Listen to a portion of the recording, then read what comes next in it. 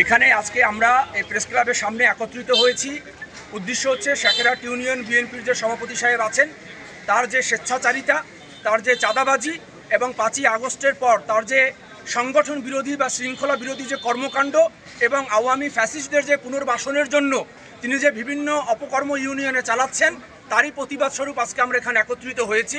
শেখ তৌফিকুল ইসলাম 5ই আগস্টের পরে আওয়ামী লীগের পুনর্বাসনের জন্য তিনি নানান আওয়ামী লীগের নেতাকর্মীদের কাছ থেকে আর্থিক সুবিধা নিয়েছেন।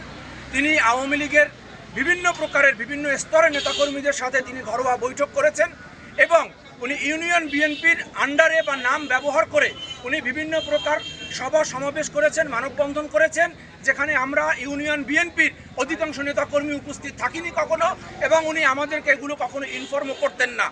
আপনারা জেনে থাকবেন উনি আজকে শাকেরহাটে রোকেয়া খাতুন মাধ্যমিক বিদ্যালয়েও যেটা নির্ধারিত অলরেডি বোর্ড কর্তৃক অনুমোদনপ্রাপ্ত ম্যানেজিং কমিটির বিরুদ্ধেও উনি এরকম একটা ষড়যন্ত্রমূলক আজকে উনি একটা মানববন্ধন করেছেন এই কমিটিটাকে নাকচ করানোর জন্য, কমিটিটাকে বিতর্কিত করানোর জন্য।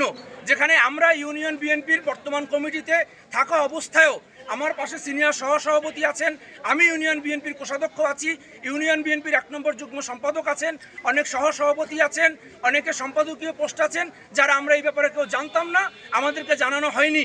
আমাদের অনুপস্থিতিতে তিনি শাকেরহাট ইউনিয়ন বিএনপির নাম ব্যবহার করে ওখানে একটা মানববন্ধন করেছেন। আমরা তার তীব্র প্রতিবাদ এবং এর বিরুদ্ধে আমরা তার নিন্দা প্রকাশ করছি।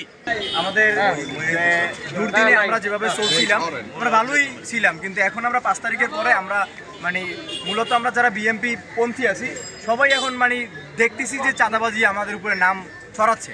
কিন্তু আমরা যারা বিএনপি করি সবাই মনে করেন যে আমরা বিএনপি যারা মানে করি তা আর হচ্ছে অন্যায়ের প্রতিবাদ করি। আমরা যখন মনে করেন শাকেরহাটে যারা চাঁদাবাজি করে করে তাদেরকে যখন আমরা বাধাগ্রস্ত করি তারা মনে করেন আমাদেরকে বিভিন্নভাবে বিভিন্ন দিক থেকে আমাদের হুমকি দেয়।